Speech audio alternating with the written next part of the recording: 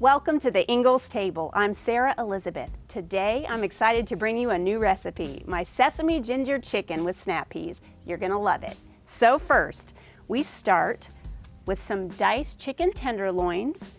You can buy these pre-diced in the Ingles meat department, which is a great shortcut. But first, we're gonna set our deep frying pan on medium heat. We're going to add a couple of tablespoons of sesame oil. This has such a warm, deep flavor. It's terrific. And then about a teaspoon of chili oil, which is going to give this dish a little heat. We'll let that warm up for just a minute. And while we're doing that, I'm going to come over here and grate some fresh ginger. Now, one quick tip about this is that you don't need to use a knife. You can just use a spoon, take that skin right off, and it smells fantastic. So what I'm gonna do is use my little box grater, grate it right up there. And okay, I think our oil is warm enough now. So I'm gonna add our chicken right to here. We're going to toss this around to make sure all of our pieces are coated. Okay, these chicken pieces are well on their way to getting cooked. So at this point, we are going to turn it down to medium-low while that continues to cook, and we're going to add our fresh ginger. Got about half a tablespoon here. We'll add that directly over the top. And then 2 fresh garlic cloves. Put 1 more clove there to give it some good flavor. Scrape that off. We'll just stir that around.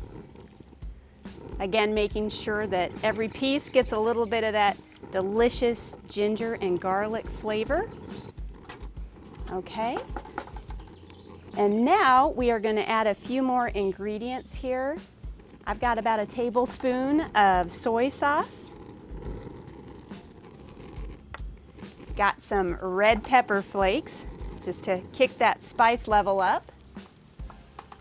And I like to use a little bit of honey to bring some sweetness. We're going to use a couple tablespoons.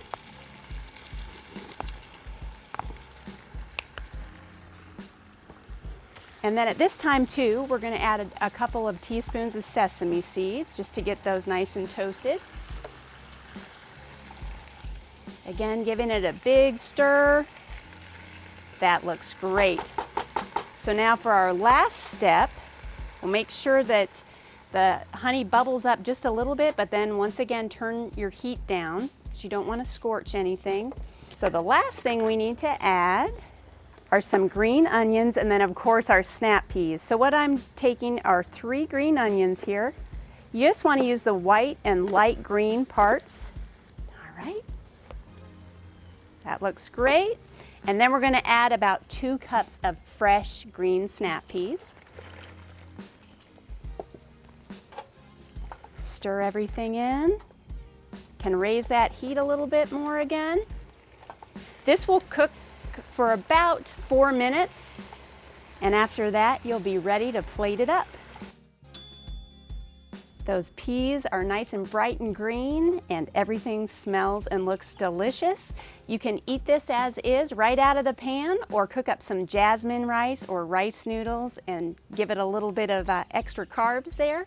I want to thank you so much for joining me here today at the Ingles table. Make sure and explore the rest of the site for more great tips, tricks, and recipes. See you next time.